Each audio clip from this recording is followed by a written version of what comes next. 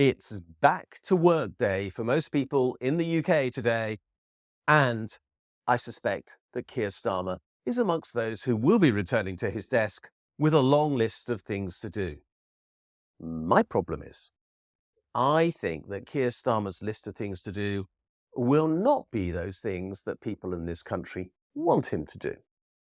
Keir Starmer is dedicated to the grand gesture, the political plan, and the desire to leave a legacy, even though he's only 6 months into office already.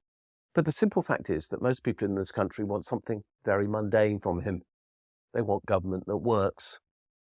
That is not what he's going to promise us in 2025.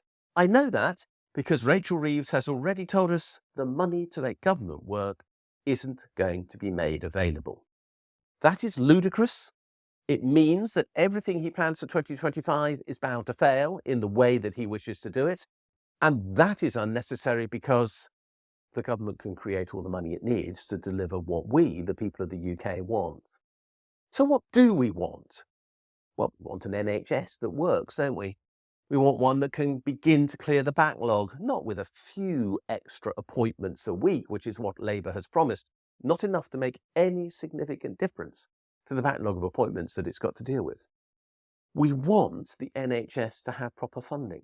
We want the people who work in it to be paid well enough and to be resourced sufficiently that they aren't living in perpetual stress and wishing as a consequence to leave at the first possible opportunity and flee to Australia where pay and conditions are better. We want the same with education. We want education to work. It's not a big desire, but it's one that is not being delivered. We want teachers to be paid enough. But we also want them to work in conditions which are not so stressful, that they too are willing to leave the profession for which they trained to look for anything else to do rather than face a room full of children who need an education which they are more than able to supply, if only the government properly resourced them to do so. We need Keir Starmer to address social care, but Wes Streeting has told us that won't happen until 2028. Which in effect means it won't happen forever because by 2029, Labour will be out of office. We want Labour to tackle the repairs that are needed to our infrastructure. Blow creating lots of big new projects, except some housing, please. Let's deal with the potholes. Let's deal with the schools that are falling down. Let's deal with the hospitals that are falling down. Let's remedy the failure of the Tory years. Because if Labour doesn't over the next 5 years, starting this year, then it'll be so much worse by the time somebody else gets into office in 2029 with no commitment to make those repairs at all. And whilst Keir Starmer's about all this, he might do some other things that could help this country to work. He could redistribute income and wealth. I wrote the Taxing Wealth report in 2024 to demonstrate precisely how he could do that. I demonstrated that it's possible to raise more than £90 billion of extra tax from the wealthy in the UK each year. Now, nobody would want to do that. That's too big a sum for anybody to want to raise in additional tax.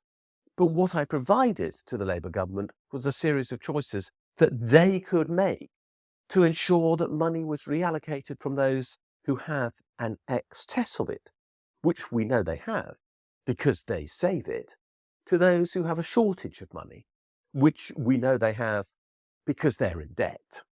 And if that happened, we would get economic growth, which is what Keir Starmer says his goal is, although he's never able to explain why.